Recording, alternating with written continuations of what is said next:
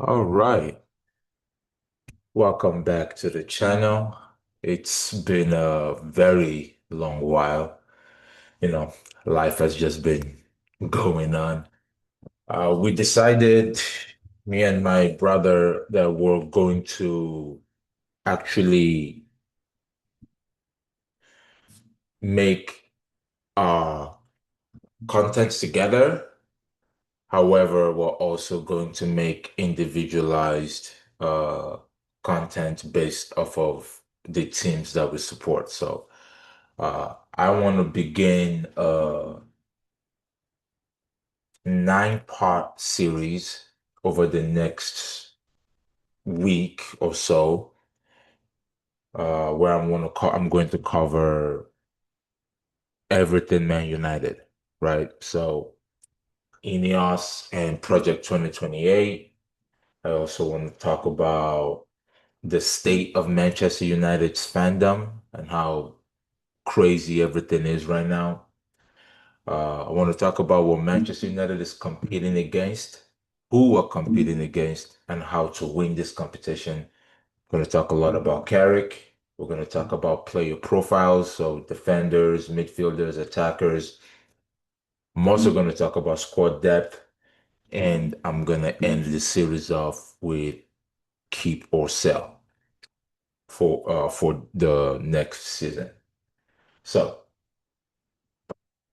let's talk about INEOS and Project 2028.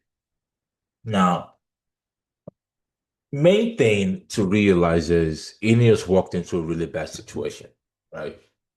There was nothing good about what they walked into because we keep forgetting that we're really in here because of the incompetence of the Glazers. Uh, and what's really ironic about the whole thing is I don't think that the Glazers actually meant to destroy the club. I think them coming in from the United States, they didn't really understand how it actually works and how winning is the only thing that matters in football. They own the Tampa Bay Buccaneers in the United States, right? I live in the United States. So I understand how NFL and NBA works. And they work in cycles. You know, you have to sign players through the draft. Maybe you trade if you find a generational player and then you build around that player and maybe you can win for a long time. Now, based off of the last 15 years, it seems obvious that that is the mentality that they came into this with, wanting to, buy a generational superstar. Remember when they were going for the really galactical signings after Sir Alex Ferguson left? So I think that a majority of that uh, process and lines of thinking from the Glazers is what led us in here. Now, it did not help that they absolutely bought the club with a lot of debt, and they bought the club, you know, already with the club's hands tied behind their backs financially, with what, over £1 billion in debt right now. So this snowball and knock-on effect is part of what was still paying for and what the club is struggling with right now. Now enter INEOS. I would say that because of what INEOS walked into, I am a bit more lenient and a lot more patient with them. Now, they have made some mistakes. Remember the whole situation with raising ticket prices? That was pretty bad. The stadium situation, we've not really heard much about it recently. However, we can all agree that we need a new stadium.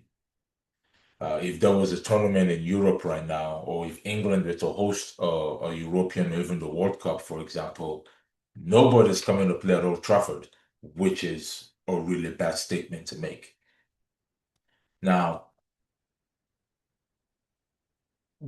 being having said that, they've done a good job with trying to revamp the training facility.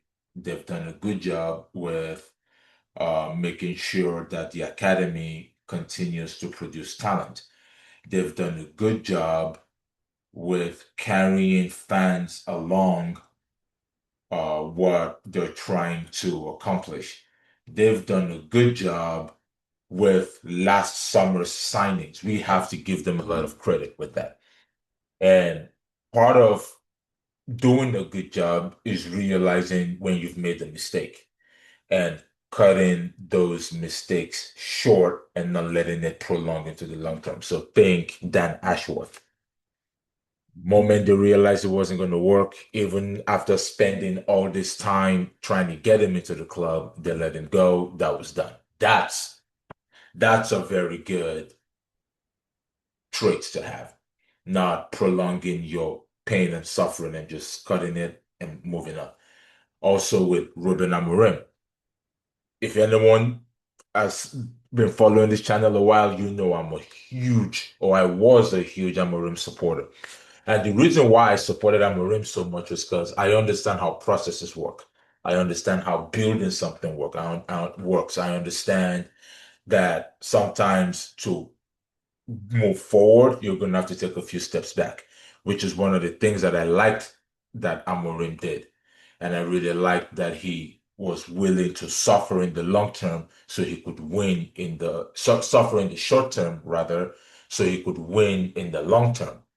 Now, obviously, my big issue with him was his stubbornness and unwillingness to change his formation. Now, I can't be too upset at that because before he came into the club, we all know who he was. We all know what he was, and he was not willing to change. So that it is what it is. Now, this is where I blame INEOS, right? INEOS knew the manager they signed. They knew who Amorim was. They needed to provide him with the tools to be successful. And they started that by getting him Mbumo and getting him Cunha. They also did a good job in refusing to get him Martinez from Villa or Oli Watkins from Villa and instead getting Benjamin Sesko and Son Lamons.